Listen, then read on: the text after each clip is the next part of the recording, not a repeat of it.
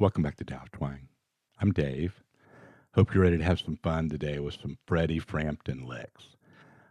Now, Freddie King get the original credit for inspiring what we're going to do today.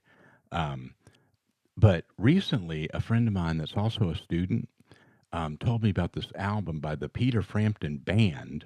It's called the album's called All Blues, and it's just a bunch of blues covers of classic, tunes. And Freddie King's "Me and My Guitar" is one of them. And man, Peter Frampton just rips on this. It's just great. So there's a little listening project, to go along with this. Um, and rather than kind of map out, a whole solo and that sort of thing, a lot of you have told me that when you see that stuff on YouTube and sometimes it works out, but sometimes it's like you get a fourth of the way through it and you're kind of just fatigued and burned out on it. It never becomes a completed project. So what I did here was I cherry picked licks from this Frampton album. And they're very reflective of Freddie King. I mean, they sound like Freddie King, but they also sound like Frampton. It's really cool. But I picked ones that I think are versatile, that we can move around and you can kind of, arrange them into your own solo, right? So they're just kind of the essential things that create the sound that you hear when you listen to Freddie King. And then a couple of them happen more like at a certain place where the chords change in the 12 bar pattern and so forth. I'll show you that too. So it's a C blues. Okay, I did a rhythm lesson on YouTube a couple days using this same track, just on the chord rhythm. So check that out if you want to. So you got something to listen to, the Peter Frampton Band. Another rhythm lesson on YouTube, and then this. We should be getting down and dirty with some Freddie King here pretty quick. So here's the first one that I featured in that intro. I'm going to put this loop on, and this one is very versatile. You can move this around, as I'll show you in just a second, all over this 12 bar.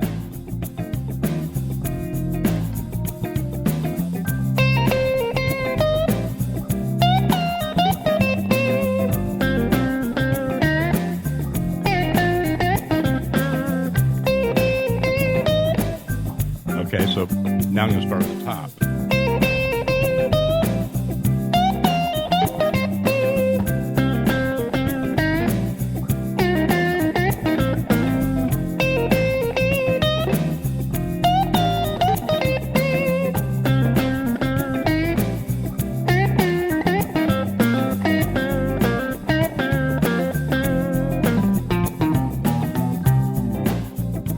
Okay. Just tried to kind of land it there somewhere. So, did you see what happened? It was here's the lick tabbed out.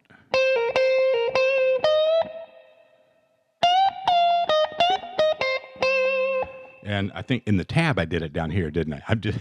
I did the tab earlier, and then I dropped it in. But now I remember I went.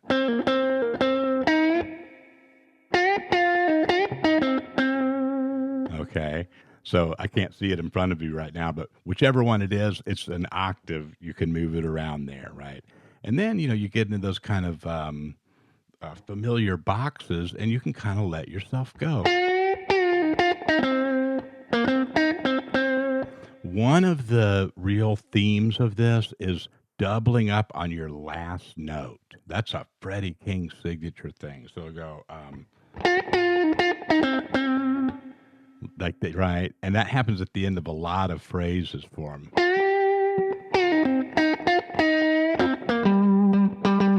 Just kind of da-da, almost like a horn, how a horn section tags something, ba-da-da-da, right? Like a Stevie Wonder lick, throughout all those pop songs. He really creates sort of a nuanced feeling of that dancing like that.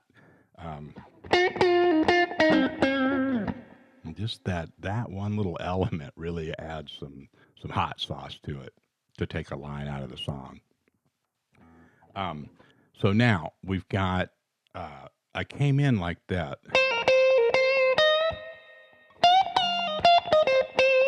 And I went down and just played a little, kind of interpretation of that. Now, when it went to the 4 chord, I'm bending that B string from 11 up to where it meets the tonic C. So it's bending the flat 7 up to the root. Then that's a Peter Frampton, move right there. And it sounds so good. I'm going to go ahead and wait for the 4 chord to come along to demonstrate this one. Oh, maybe we got lucky. So I'm going to do it right after the hit.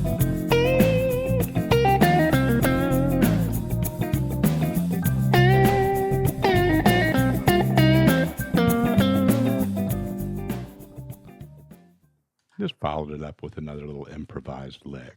But isn't that cool? So it's like the downbeat. It's like, and it's just they're all pulled off right down that minor pentatonic, that blues scale.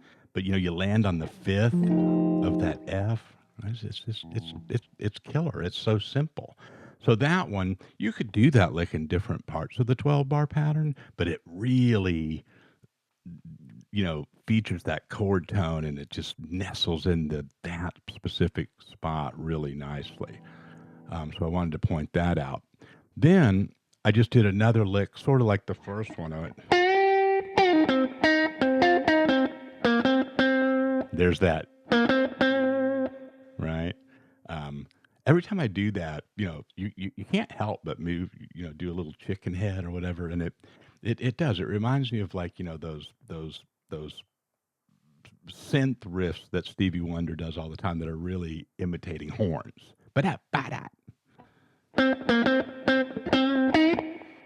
Sometimes all you need is just a little bit of that stuck in there, here and there, and and then leave some space around it. So that one is, here's the tab for that one.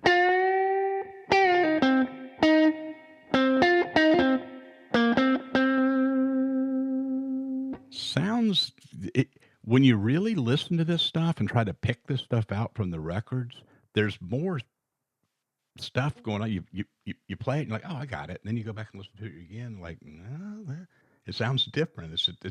It kind of tricks your ear. It's so stylized. Again, if you don't get them perfect, don't worry about it. I had to kind of get some of them perfect because I'm tabbing them, and it needs to be congruent with what I'm showing you.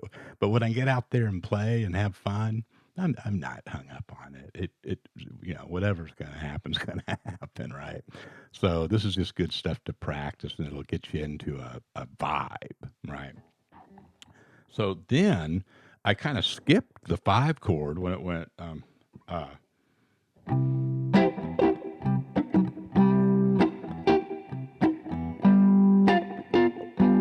right when it goes to that 4, this is a killer lick.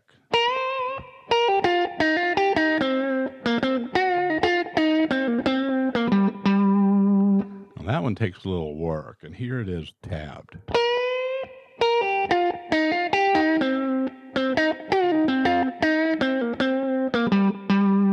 It's got the double hit on the end. It starts with the bend. That's one of the key things about this, is it goes,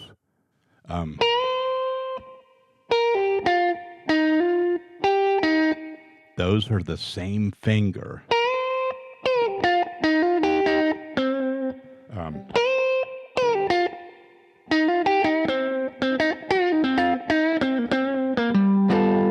When I slow it down, it's hard to keep the feel of it just right. But I've got that one tabbed out. Slow it down. Then it's, I want to take a second to talk about this move right here. That's one pick. You're pulling it down and then pulling it off. In this case, it jumps back up like that. But a lot of licks, you can,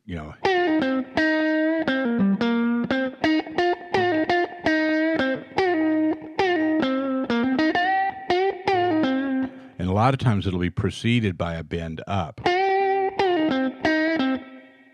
That's so versatile. Listen to some of this with the track. And this is one of the things where you can really put the backing track on and just stay on this one. I did this earlier with one of the friends that I mentioned earlier, and man, it really started to take off. And all we were doing was just using that little lick to play through the whole thing.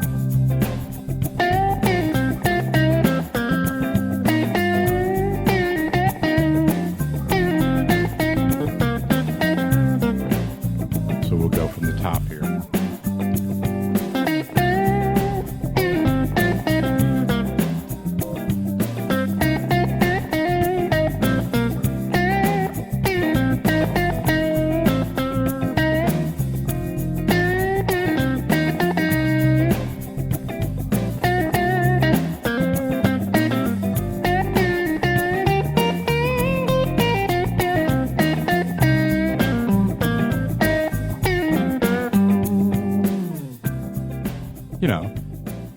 And I improvised that. Those aren't licks that I, copied directly from it, but I'm using that. I'm getting that one move down, and then I'm letting myself go and letting my hand take over. And so you sort of become the listener of it, right? You're not kind of like, oh, I'm trying to play this exact thing. It's like you start to almost see it as the listening ear, the audience, right? And that's when you know that you're playing. Right, when you can switch that perspective. That's a different kind of philosophical discussion. Okay, so that last one more time. When you play that over the 4 chord at the end of the pattern. So it's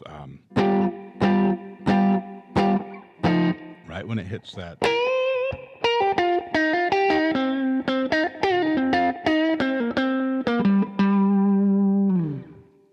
That's so cool. And that's actually how the song is introduced.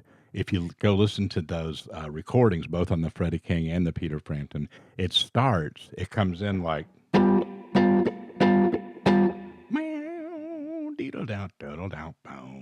that's the intro to the song. There's nothing more powerful than that coming in on the turnaround like that. And then when it lands, it's on, when it hits that one chord. So this stuff's just so much fun. Please try to take a relaxed, approach to this. Work on them a little bit, put it into your game. Come back, in a few days or next week or something. Look at it again. Say, oh yeah, there's some more kind of little nuanced stuff I can see.